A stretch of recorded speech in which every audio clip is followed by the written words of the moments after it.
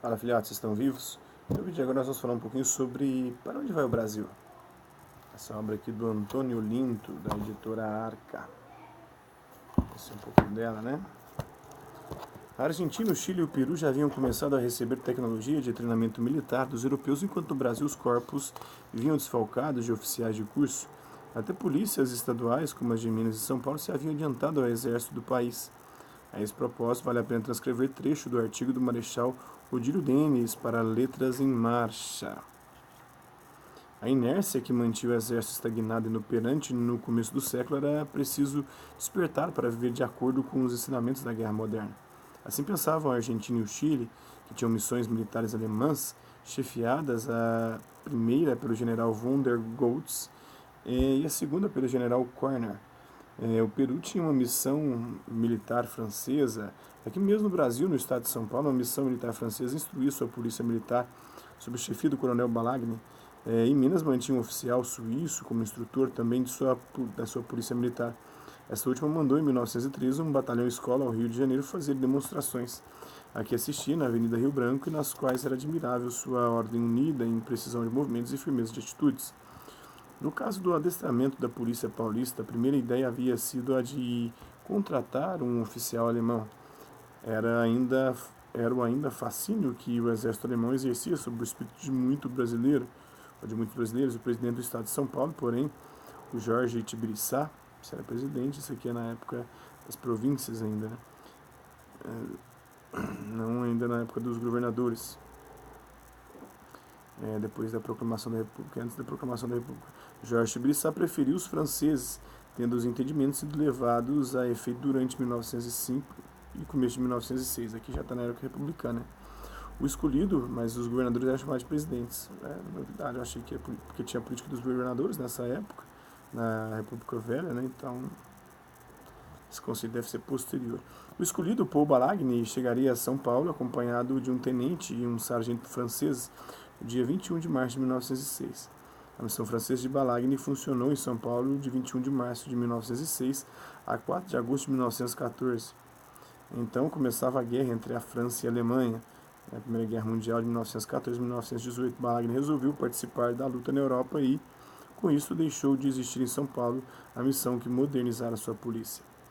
Dos oficiais que estagiaram na Alemanha, havia muitos que haviam terminado pouco antes seus estudos militares. Exemplo, Euclides de Figueiredo, era da turma de 1909. Quando voltaram ao Brasil foram, no começo, incompreendidos. Era aquela uma reação natural?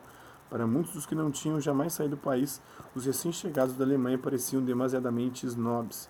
Eles queriam reformar o exército e, como todos os reformistas, encontraram uma posição inicial bastante forte. Só conseguiram furar aquela espécie de bloqueio quando fundaram uma revista, a Defesa Nacional, para difundir suas ideias, informa Odílio Denis. Nela faziam propaganda de suas ideias em artigos e traduções de assuntos militares alemães. Eram chamados de jovens turcos, por analogia com os oficiais jovens que tinham nesse tempo feito uma revolução na Turquia. Com o tempo, acrescenta o Marechal Denis, os jovens turcos venceriam com o apoio que tiveram do Marechal Caetano de Faria, ministro da Guerra, que lhes deu lugares em seu gabinete no Estado-Maior do Exército. Assim conseguiram eles a adoção de regulamentos alemães, que era o objetivo principal para unificar com a mesma doutrina a instrução de todas as armas.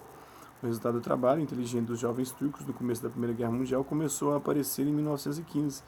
Em 1917 já se apontavam algumas armas bem instruídas em várias guarnições, principalmente no Rio de Janeiro, Curitiba e Porto Alegre. Mais tarde, dois dos ex-estagiários do Alemão, eles também integrantes da missão indígena, se colocariam à frente da Revolução Paulista de 1932, a Revolução Constitucionalista, o Bertoldo Klinger e o Euclides de Figueiredo. E o Odílio Denis, falou isso aqui por último. A guerra de 1914 e 1918, a Primeira Guerra Mundial, vinha, porém, dando mais prestígio ao exército francês. Isto aliado à ainda poderosa presença da cultura positivista no meio militar brasileiro, o positivismo foi da França, o Conte francês, o Durkheim também francês, facilitava a ideia de termos aqui uma bem estruturada missão militar francesa. Antes dela, contudo, houve no Brasil a missão indígena. O referido artigo do Marechal Odílio Denis é exatamente um levantamento do que foi essa missão que ele chama de ponto de partida da modernização do Exército, com sua atuação renovadora da instrução na Escola Militar do Realengo. Antes, a pregação de Olavo Bilac ajudara a mudar a estrutura do Exército, cujo recrutamento anterior em pouco diferia do recrutamento feito pelas polícias estaduais. Agora carecia reformar também o ensino para oficiais. Era ministro da Guerra em 1918, o Marechal Alberto Cardoso de Aguiar, que resolveu reaparelhar e modernizar o ensino da escola militar, substituindo e ampliando seu quadro de instrutores. Criou com essa decisão a missão indígena. O autor deve ao Marechal Odílio Denis esta informação precisa sobre os componentes da missão indígena na Escola Militar do Realengo. Compuseram a primeira turma de instrutores da missão indígena por concurso. Da infantaria, primeiros tenentes Eduardo Guedes Alcoforado, Newton de Andrade Cavalcante, Demerval Peixoto, João Barbosa Leite e segundo-tenente Odílio Denis, este último por ter obtido o primeiro lugar no exame de recrutas da infantaria na guarnição do Rio de Janeiro em 1917. Oehana Santos.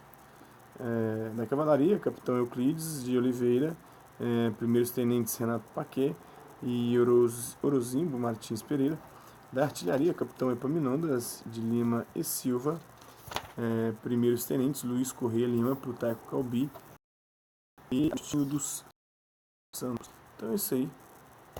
Isso é um pouquinho aí de para onde vai o Brasil. Na verdade, um trecho falando sobre os militares no poder. Então é isso aí. Espero que vocês tenham gostado do vídeo. Quem curtiu, dá um like. Quem não curtiu, dá um dislike. Quem se interessar pelo conteúdo do canal, é só se inscrever, ativar o sininho e aguardar os próximos vídeos e as próximas notificações. Deixe também seus comentários, onde você tem achado os vídeos, sugestões de temas e assuntos para serem abordados em vídeos posteriores. E colabore com o nosso canal, compartilhe os nossos vídeos, ajude-os a chegar ao maior número de pessoas possíveis.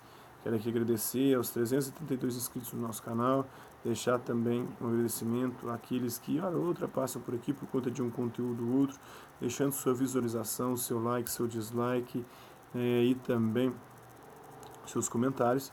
Aqueles que compartilham os nossos vídeos, o nosso canal, seja aqui nessa plataforma, no YouTube ou em outras redes sociais. No mais é isso aí. Hasta la vista, babies, e até a próxima.